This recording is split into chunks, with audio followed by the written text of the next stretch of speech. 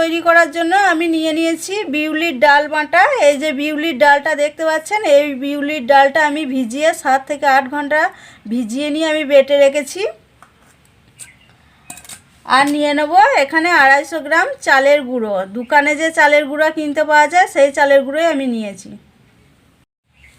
এবার বিউলির ডালের মধ্যে আমি এই চালের গুঁড়োটা দিয়ে দেবো। দিয়ে দেবো 1/2 চামচ লবণ।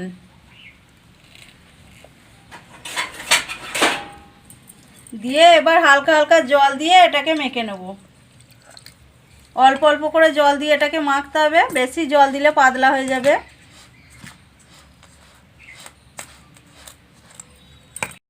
দেখুন ব্যাটারটা এরকমই করতে হবে। এবার আমি এটাকে 5 মিনিট এইভাবে ফেটে নেব। দেখুন আমার 5 মিনিট ফাটা হয়ে গেছে।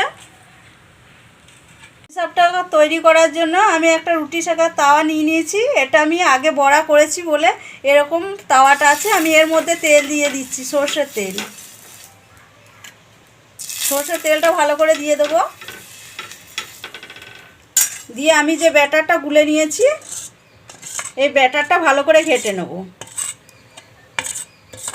আমি এখানে 1.5 হাতা ব্যাটার দিয়ে দেবো। আমি এখানে 2টো তেজপাতা নিয়েছি, তেজপাতার সাহায্যে আমি এটাকে নেড়ে দেবো।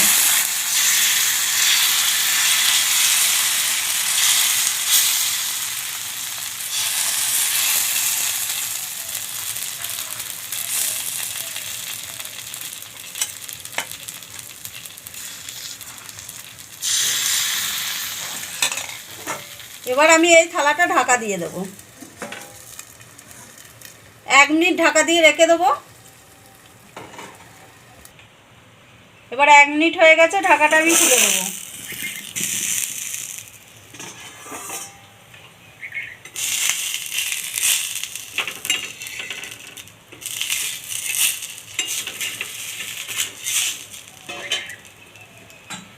এবার এই মাছ বরাবর দিয়ে দেবো ক্ষীর। আমি ক্ষীরটা 1 কেজি গরুর দুধ নিয়েছি। গরুর দুধ দিয়ে ক্ষীরটা তৈরি করেছি। আর আমি এখানে চালের গুঁড়ো বা আমুল দুধ কোনো কিছুই মিশাইনি। আপনারা চাইলে এই চাচির সাথে মিশিয়ে তৈরি করতে পারেন। আমি কিভাবে চাচিটা তৈরি করেছি তার ভিডিও আমি আগে দেখাইছি। ক্ষীরের মন্ডা, ক্ষীরের কালাকান তৈরি করার সময় আপনারা চাইলে দেখে নিতে পারেন। আমি ভালো করে চাচিটা দিয়ে দেবো, কেননা পাটিসাপটাতে যত চাচি দেবে ততই খেতে ভালো লাগবে। এবার আমি এটাকে এদিকে ভাঁজ করে নেব, এটা এদিকে ভাঁজ করে নেব। উপর থেকে ছড়িয়ে দেবো ঘি।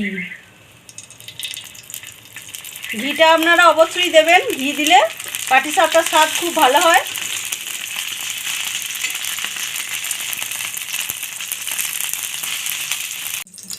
এবার উল্টে দেব।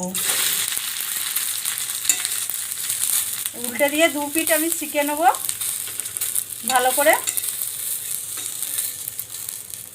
আমার হয়ে গেছে, এবার আমি তুলে নেব। দেখুন আমার পাটিসাপটা তৈরি হয়ে গেছে। এইভাবে আমি সবগুটা তৈরি করে নেব। দেখুন আমার পাটিসাপটা তৈরি হয়ে গেছে। এই পাটিসাপটাটা আপনারা বাড়িতে বানিয়ে দেখবেন এবং আমাকে কমেন্টে জানাবেন কেমন হয়েছে। আর যদি ভালো লাগে তাহলে লাইক, শেয়ার, সাবস্ক্রাইব করবেন।